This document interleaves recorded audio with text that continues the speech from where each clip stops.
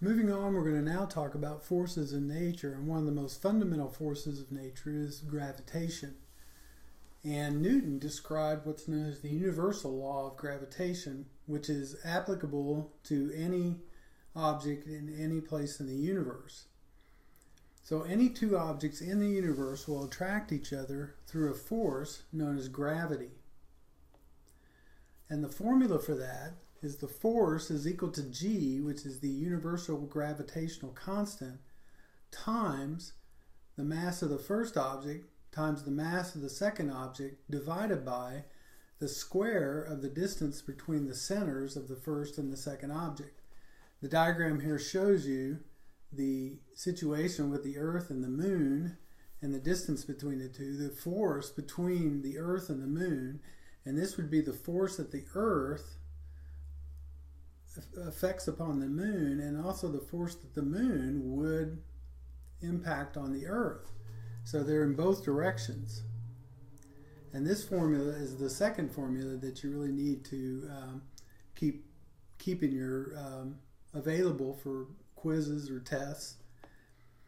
And the universal constant, the universal gravitational constant, is 6.673 times 10 to the minus 11 newtons per meter squared divided by kilograms squared. So when we use this constant, we have to make sure the masses are in kilograms and the distance between the two is in meters. So let's look at a couple of problems with the the universal law of gravitation. The first one states that two cylinders have the following masses and their centers at a distance of 2,500 meters. What is the gravitational attraction between the two? So what we do here is we have the M1 is going to equal 1.5 times 10 to the 5th kilograms.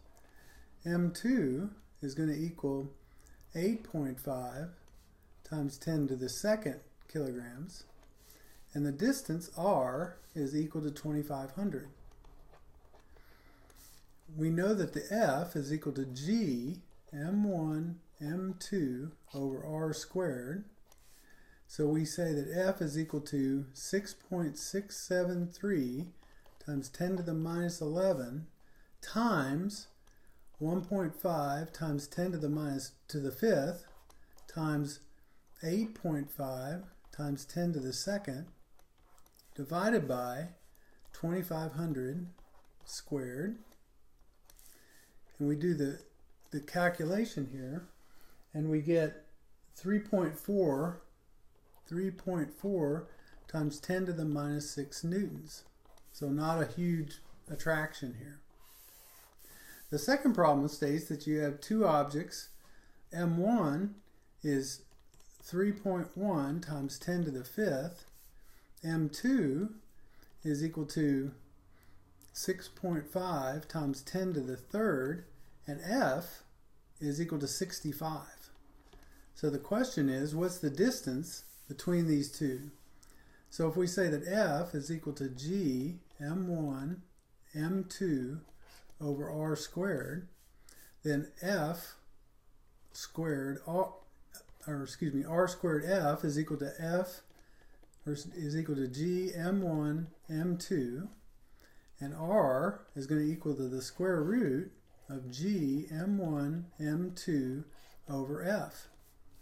So R is going to equal the square root of 6.673 times 10 to the minus 11 times 3.1 times 10 to the 5th times 6.5 times 10 to the 3rd divided by 65.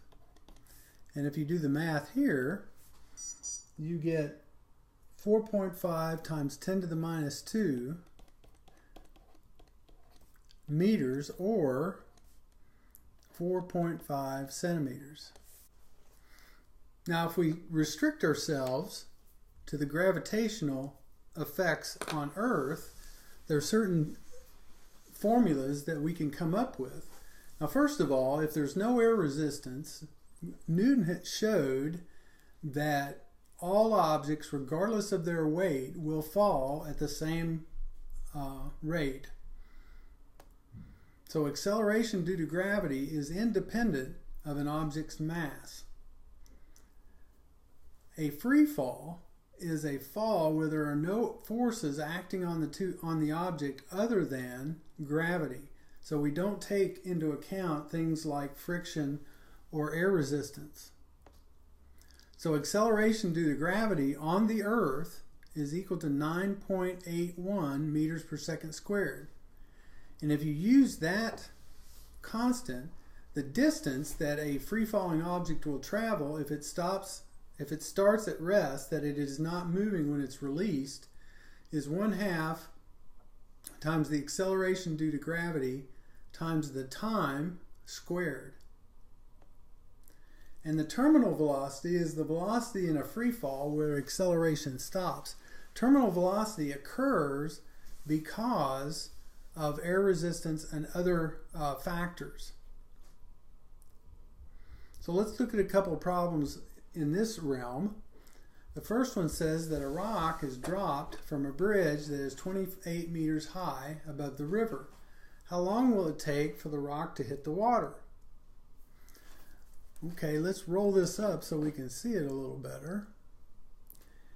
Now, we know that the distance is equal to 28 meters, and we know that G is equal to 9.81 meters per second squared, and the formula D is equal to 1/2 GT squared. We want to know what T is. So 2D divided by G is equal to T squared. So if we take the square root of that, that should give us the answer. So 2 times 28 divided by 9.81, take the square root of that, and if we do the math on this one, we get 2.4 seconds to two significant figures. The second one says a cliff diver on an alien planet dives off a 32-meter tall cliff and lands in a sea of hydrochloric acid 1.2 seconds later. Assuming that the initial speed was 0, what is the free fall acceleration in this planet? Okay, so we know that the distance is 32 meters, and we know that the time is 1.20 seconds. So D again is equal to 1/2 GT squared. We want to know G this time. So 2D over T squared is equal to G, which is equal to 2 times 32 over 1.2 squared. If we do the math on this one, we get 44.44 to two significant figures, meters per second squared. Now there are other types of motion that occur on Earth. One is called circular motion, and this is not the same as rotational motion. You'll remember that we differentiated between rotational motion and circular motion. This is circular motion. The ball is traveling around an axis where the man is in the center. And there are two types of forces that are acting on the ball. The first is called centripetal force. This is the force on an object towards the center of the circle that keeps the object traveling in the circle. You know that if that string were to break, the ball would head out in a straight line like so. And therefore, a force has to be exerted toward the middle of the circle in order to keep the ball in the circle, or keep the ball in the circular path. And that force that keeps the ball moving in a circular path is a force that's perpendicular to this circle and is pointed directly at the middle toward the man. Now, opposite of that is a force, a hypothetical force known as the centrifugal force. And this is the reaction force to centripetal force that keeps the ball from falling into the middle of the circle. And it seeks to cause the object to travel in the circle, and it is what would, if the string were to break, it would be the force that would cause the ball to continue in its straight line path. Another force that we have to deal with is a force known as friction. And friction is defined as a resistant force that is caused by an object moving either through a fluid or across a surface. Now, friction can be caused either by an attraction or a repulsion. The diagram here shows the repulsion, the fact that when there's a rough surface, the two surfaces repel each other, and in order to get through that, there has to be a force overcome. Now, in your book, there's also a picture that shows the attraction that can potentially occur when the forces or when the surfaces are smoother. That there's an attraction between the molecules of the surface and the molecules of the object. Now, there are actually two types of friction. There's static friction, which is a friction force on a stationary object that prevents it from moving. And then there's kinetic friction, which is a friction force that's moving that once the object is moving, it opposes its motion. And friction depends only on the weight of the object and the nature of the surfaces and not on any other factor.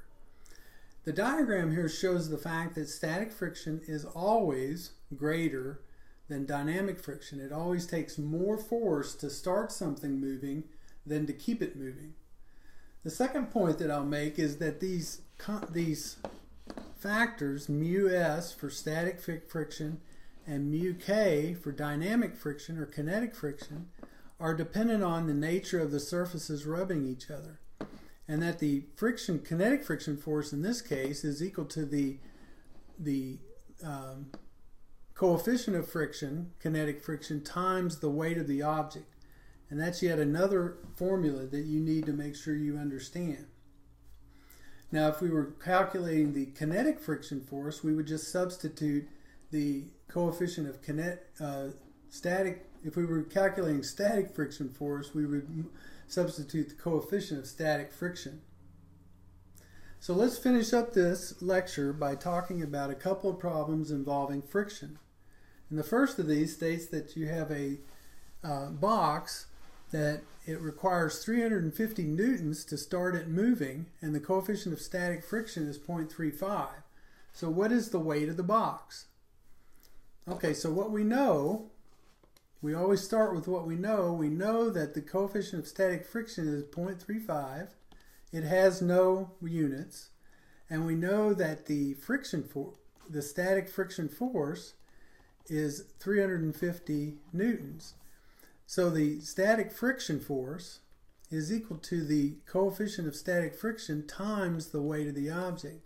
Therefore, the weight of the object is equal to the static friction force divided by the coefficient of static friction. So it's 350 newtons divided by 0.35, and this turns out to be 1,000 newtons. Now, to express this in two significant figures, you would have to say 1.0 times 10 to the 3 newtons, because this only has one significant figure. The second problem states that the coefficient of static friction, what is the coefficient of static friction if it takes 34 newtons of force to move a box that weighs 67 newtons?